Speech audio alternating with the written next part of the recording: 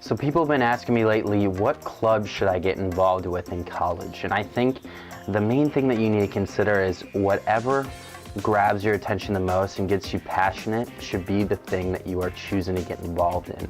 You know, too many pre-meds get involved in just tons and tons of stuff. I think that I had signed up with like 6 clubs when I came in my freshman year, and it was so stressful keeping up with all the emails and the meeting dates, and honestly it gets in the way of your studies, so it can be a really big problem for you. So just keep it down to, you know, maybe 1 to 3 clubs that you're associated with, and within those clubs try to seek leadership positions early, because really you'll find that in college the leadership positions are really the only people that are actually doing things.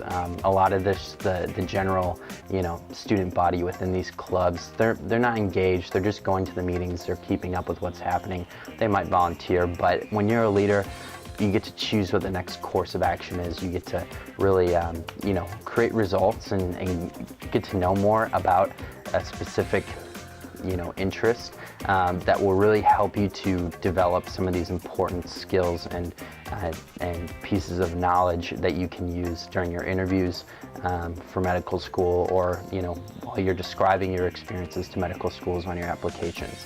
So I think, you know, keep it down to just a few different clubs, and then seek leadership positions within those clubs. So with these clubs, you know, they could be medical. There are some cool ones that are looking at global health, or at neglected tropical diseases, or at, you know, specific diseases that don't get too much attention, or of course the cancer, different like fundraising groups for cancer research. So there's tons of different things that you can do medically, which could be good because it could set you up perhaps with not only a good cause, but also chances to shadow, or chances to you know, travel to different places and see global health in action, for example. So these are all good, and, you know, maybe join or be involved with one of these, but also feel free to do something that's just interesting to you. You know, it could be that you're part of a band, it could be that you're part of a symphony or an artistic group.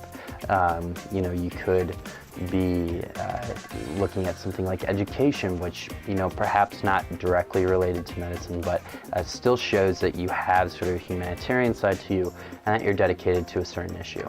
So I think when you get to go to a fair at your university and just check out everything that's out there, you should just be thinking about, what could I really get passionate about, what has opportunities for leadership, and what would give me sort of the most interesting and just sort of, you know, emotional and passionate things to speak about during my interview day with medical schools, or, you know, on my applications. So that would be what I suggest you look for when you are looking for clubs in college.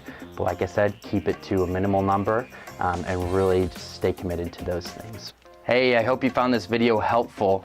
So if you're pre-med and you're looking for the right resources out there to help you, you don't know who to turn to for advice, you know, it seems like the medical students are way too busy, they don't know anything about MCAT 2015, they don't know anything about the behavioral sciences that now medical schools are looking for, and if you're looking for some really good advice from somebody that just went through this process, I made a course for you. You can find it at www.goodlifeguildmd.com. Again, that's www.goodlifeguildmd.com. We'll see you there.